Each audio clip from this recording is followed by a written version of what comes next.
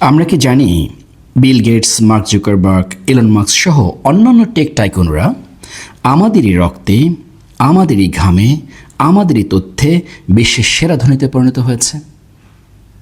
আমরা কি এও জানি গুগল, ফেসবুক, টিকটক, ইনস্টা সহ সকল সোশ্যাল মিডিয়া প্ল্যাটফর্ম তাদের অলমোস্ট সকল পণ্যই আমাদেরকে কেন ফ্রিতে দিচ্ছে?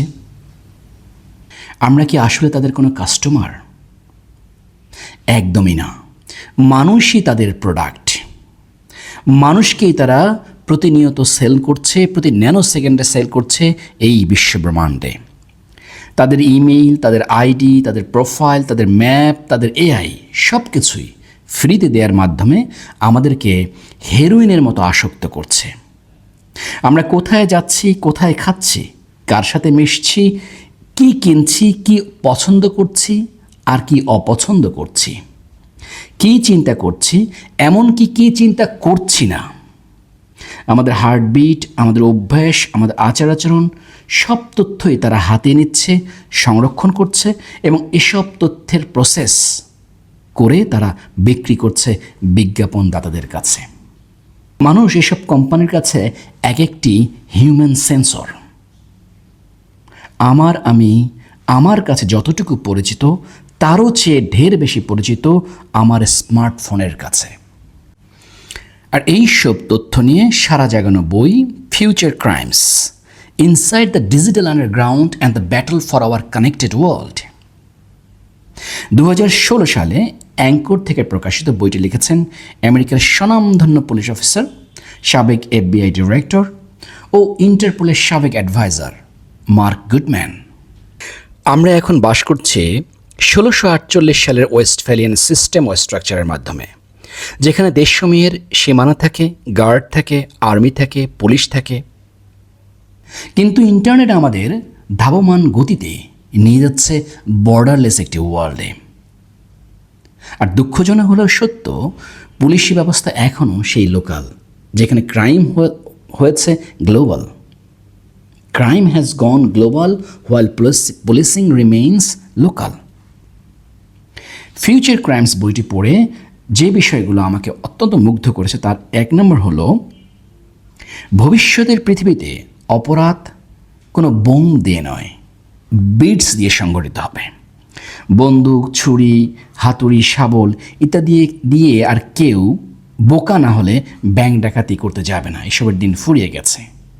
ক্রিমিনালরা বা হ্যাকাররা ঘরে বসে AI, malware, DNA, digital code ও ডেটা ব্যবহার করে অপরাধ সংগঠিত করবে, চুরি করবে আপনার বাড়ি, আপনার ব্যাংক, আপনার স্থাপনা, আপনার অফিস। 2 নম্বর বিষয় হচ্ছে যে আমরা সবাই কোনো না কোনোভাবে ইন্টারনেট অফ থিংস বা IoTর সাথে সংযুক্ত এবং সে কারণেই আমরা সবাই কোনো না কোনোভাবে ঝুঁকিপূর্ণ। আপনি সর্বদাই কোনো না কোনো ডাটা সার্ভেইলেন্সের মতো নিরীক্ষণের আওতায় আছেন, যেটাকে আসলে ওই যে big brothers is always watching 1984-এর জর্জ অরওয়েলিয়ান স্টেটে আমরা বাস করছি। Dataveillance is the new black. Digital location, আপনার GPS, smart things, smartphone, smart TV, smart car ইত্যাদির মাধ্যমে আপনি, আমি, আপনারা বা আমরা নিখুঁত অবস্থান আমরা আমাদের শত্রুদের হাতে তুলে দিচ্ছি প্রতিনিয়তই। 3 নম্বর, এই সময়ে এবং সে কারণে এই পৃথিবীতে অর্থ, বিত্ত, সোনা এবং তেল এর চেয়ে অতি মূল্যবান বিষয় হয়ে দাঁড়িয়েছে আমার আপনার ব্যক্তিগত তথ্য। Data is the new oil, data is the new gold, even data is the new currency. সামাজিক যোগাযোগ মাধ্যমে আমাদের চিন্তা চেতনা, অভ্যাস, অবস্থান, যোগাযোগ, পছন্দ অপছন্দ সবই এখন বিক্রয়যোগ্য সম্পদ।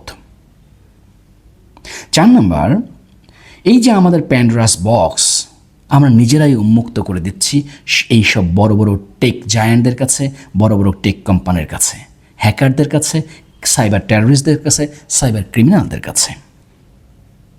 বিশ্বে এই সময়ে মানুষ 8 বিলিয়ন হলেও স্মার্টফোনের সংখ্যা কিন্তু তারও চেয়ে বেশি, প্রায় 10 বিলিয়ন।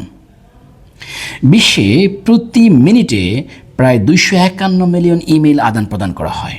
প্রতি মিনিটে প্রায় 9.8 মিলিয়ন সার্চ হয় গুগলে। ফেসবুকে 1 মিনিটে ইন্টারঅ্যাকশন হয় প্রায় 1.7 মিলিয়ন। প্রতিদিন প্রায় 402 মিলিয়ন টেরাবাইট ডেটা উৎপাদন হয় এইসব প্ল্যাটফর্মে। The more data you produce and store, the more organized crime is happy to consume. শুধু ডেটা নয়, দেখুন বিশ্বে 2025 সালে প্রায় 5.8 বিলিয়ন মানুষ তাদের বায়োমেট্রিক ইউজ করে স্মার্টফোন আনলক করেছে। তার মানে আমাদের fingerprint, facial recognition, iris, voice recognition সবই এখন ভয়াবহ ঝুঁকির মধ্যে। আরেকটা বিষয় আমাদেরকে কিন্তু মনে রাখতে হবে, টেকনোলজি বলেন, বায়োলজি বলেন, বায়োটেকনোলজি বলেন, এই সবই কিন্তু নিরপেক্ষ বিষয়। কিন্তু আমাদের অযাচিত অপ্রয়োজনীয় ব্যবহার এই ক্রিমিনাল হ্যাকারদের হাতে ব্রোকেন উইন্ডো তৈরি করে দেয়। Technology has always been a double edged sword. ডিনামাইটের মতোই এআই, ড্রোন, বায়োটেকনোলজি সবই মানুষের উদ্দেশ্যের উপর নির্ভর করে এটা আসলে ব্লেসিং নাকি বিচ। দেখুন 6 নম্বরে বিভিন্ন গ্লোবাল অপরাধী চক্র বা ইন্টারন্যাশনাল হ্যাকার এবং যে business people, immoral unethical tech business people এবং ইমোরাল আনএথিক্যাল টেক এন্টারপ্রেনিয়র, এমনকি কিছু রগ স্টেট, এদের কারণে cyber war is no longer a theoretical issue nowadays. মার্কিন যুক্তরাষ্ট্র তো ইতিমধ্যেই সাইবার স্পেসকে ল্যান্ড, সি, এয়ার স্পেসের পরে 5th ডোমেইন অফ ব্যাটল হিসেবে ঘোষণা করেছে।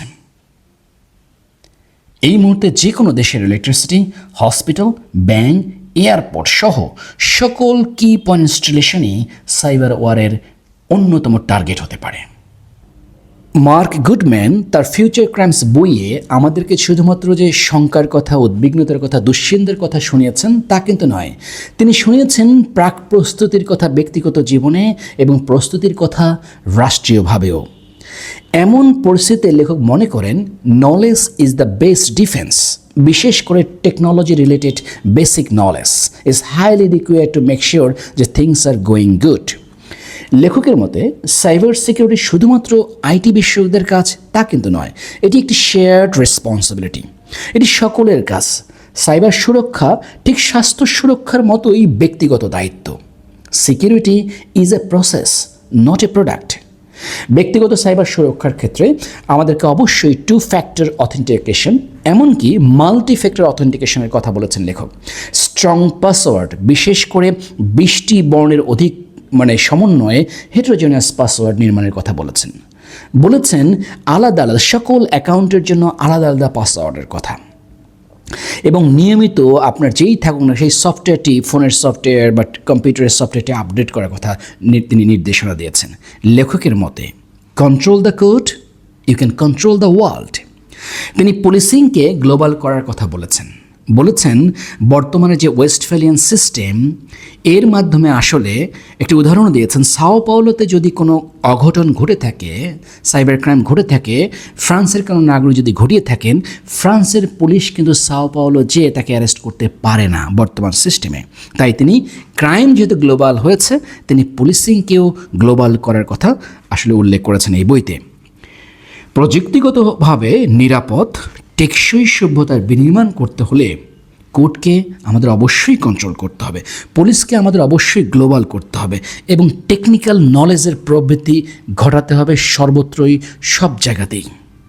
সময় কিন্তু ধেয়ে যাচ্ছে বিদ্যুৎ গতিতে। Time is going on in the speed of lightning. লেখক মনে করেন the future is not something that happens to us, it is something we create. তাই একটি সুন্দর ভবিষ্যতের জন্য police, policy maker, tech experts, civil society members এবং citizen, এদের সকলের সমন্বয়ে সাইবার সিকিউরিটি অ্যালায়েন্স গঠন করার কথা লেখক উল্লেখ করেছেন। সাইবার ক্রাইমস একটি সময়োপযোগী, চিন্তা জাগা নিয়ে প্রাসঙ্গিক বই এদের সকলের জন্যই।